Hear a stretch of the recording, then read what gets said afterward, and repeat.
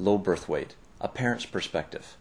Nicki Blundell, a mother of preterm, low birth weight twins, describes her experience.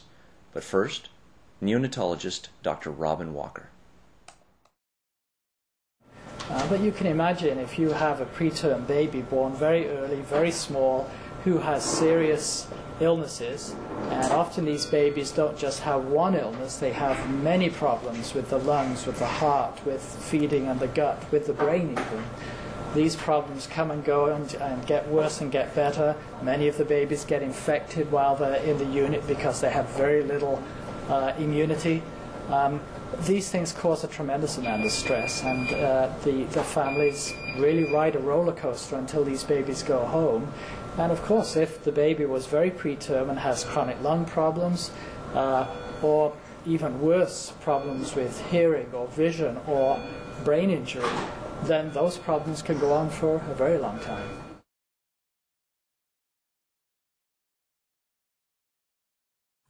So how I found out I was having low birth weight babies, I went into labor at 25 weeks, and pregnancy is generally 40 weeks, so that's 15 weeks ahead of time, which is quite early. Well, when I went into labor, I was on bed rest for a week, in labor, more or less, and then when labor came on, I was asking questions like, can I hold my babies? Because they were going to be so, I don't know, I didn't know what to expect really, and they said, well, no, when they're born, you'll get to see them in an hour, unless of course they die or they're dying or very critical, and they can't revive them. Then you'll get to see them. But because they're so small, they just take them away. I mean, not in a bad way. Like they take them to care right away to do all the work, to intubate them, put them on a respirator, do all that sort of stuff. And because they're so tiny, a lot of these procedures are they're life and death. Well, low birth weight babies, right off the bat, you don't start fresh, you know. I mean, having a regular size weight, like a good 8-pound baby, you know, already there's all those other things you have to deal with motherhood. Is, you know, learn how to breastfeed, you take your baby home, maybe you've had a C-section.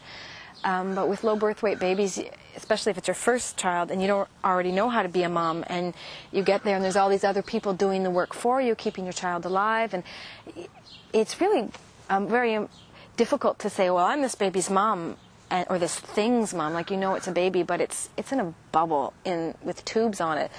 And you can see maybe, not really their face, because the respirator, one of the boys had the respirator in their nose, down their nose, and the other baby was so small that they had to put it in his mouth. So you can't see, everything gets taped up, right? So you can't really look at your child. So it's right off the bat, you're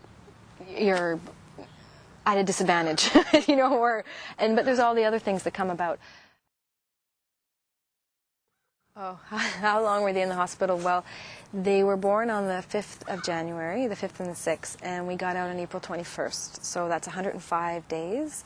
One boy stayed a bit longer than the other, and it was on day 55, I can remember like it was yesterday. On day 55 is the first day that they told me they'd actually live. One of the first things they did was intubate them, which is through the respirator for life support. They put the tube through the nose or the mouth. They were intubated, and then they had IVs put in, and then they were put on antibiotics, and then they were x-rayed, had their brain scanned for any brain bleeds, and then they had their body scanned for any sort of malformation of any of the organs. And then they had probably about 50 x-rays within the first week, because they have to make sure the tube is in the right spot, that the heart's in the right spot. And then the duct on their heart wasn't closed properly, so they had to get a medication to close the duct on the heart. And they almost went in for surgery, but the medication ended up working, so that was good. And then they had about 6 transfusions apiece from me. I was able to give blood, and they were transfused with my blood. One of the boys got transfused by an anonymous donor's blood because we couldn't get the blood in him fast enough. And then they both went on an oscillator, which is a machine when their lungs are so broken down, they get put on this slab, and that puts little puffs of air into their lungs, because at that point we thought we were going to lose them, and their lungs had collapsed or basically fallen to pieces. So they're just basically trying to do the less amount of damage. They're on a slab, so they were on morphine, both of them, for about 2 weeks on this. Well, we're on the slab for 2 weeks. They're on the slab for maybe 3 days, on and off. And so they were on a lot of morphine. And then one got a really bad infection from being in the hospital, and all his skin burnt off. And it's something called scalded staph. So he was wrapped like a mummy and swabbed with little Q-tips, and it was very disgusting. And basically he was oozing one big open wound. And they had a lot of spells, which is when they stopped breathing, and they turned blue, lots, regularly. They'd turn blue. And we try to get them on a lot of medications to get them off the respirator. And the side effects of the medication are things like blindness, deafness, cerebral palsy, future ADD, brain damage, but also being on oxygen on a respirator, you risk blindness. One of the boys had worse eyes than the other, and it's something called retinopathy of prematurity, that if the oxygen's too high, the retina detaches from the eyeball, which is very painful, and you have to get a very kind of emergency surgery or a transplant of eyes, like if it gets too far, or it leads to total blindness.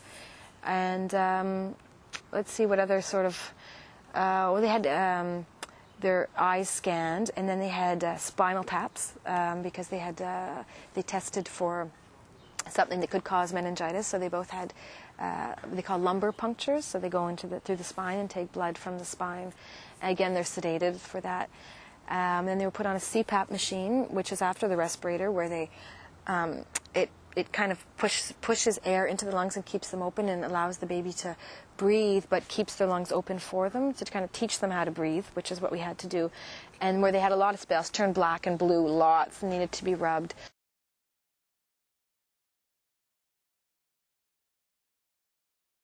Well, I have to deal with many things because of it, obviously. Yes, I cry. I'll still cry a lot less than I did, but sometimes when I have images of what we had gone through, when I see Hector, who can't run after a ball, can't play soccer like his brother can, and that hurts. That and I see him want to, and he kind of drags himself around. That's going to live with me forever. And I think, had they only been bigger, had they only gone longer, of course, all those what ifs. And when I find out Felix can't hear, it's all the things that when I see that they're going to be put as a disadvantage that affect me as a result. And so I find it hard when I see women smoking when they're pregnant. Now, knowing what I know, I know it's really hard to quit, but I just think, having been when I've gone through, it's abuse. It's absolutely abuse of the fetus, and because we fought so hard to keep our babies, sometimes when I see things like that, or for me, I never say anything, but I always think, geez, if you saw what I saw, you wouldn't be smoking, or you'd be eating, 4 apples a day or something, because it's brutal, and it's something I will carry with for the rest of my life. It's painful, and every day I blame myself, for not, could I have, and had I only, and then I think, like I say, I comfort myself, thank God I ate, and I know that I did, and I think, and my friends know I did, and I didn't drink, and I didn't smoke, so at least I can seek solace in that, because you can't lie to yourself when it comes to that, but I wish my kingdom for a 4-pound baby. It sounds crazy, Having low birth weight babies doesn't get you off the hook later on, There's still all of that baggage, and you have to bring it up all the time to try to advocate for your child, why they need physiotherapy, or why they need occupational therapy, and why they need to see a bone surgeon and this surgeon, and why they need Botox surgery, it always goes back. I always have to go back, and every once in a while you meet the great nurse and the great doctor who understand what it is to have those sort of children with those sort of needs. But a lot of it's kind of hidden. It's a touchy, dicey subject, having small babies, and some people don't want to touch it or want to blame. We're more likely to blame the mom, and especially the mom. They're not going to blame the dad, right? Of course they're going to blame the mom, and it's hard because you get a lot of blame, and it's hard. You just have to be tough. You have to be tough anyway to have a child, but having a low birth weight child makes you really, really, really, really. Either that or kills you. Either you die or you become really tough. And since your kids are living, then you choose to be really tough. So.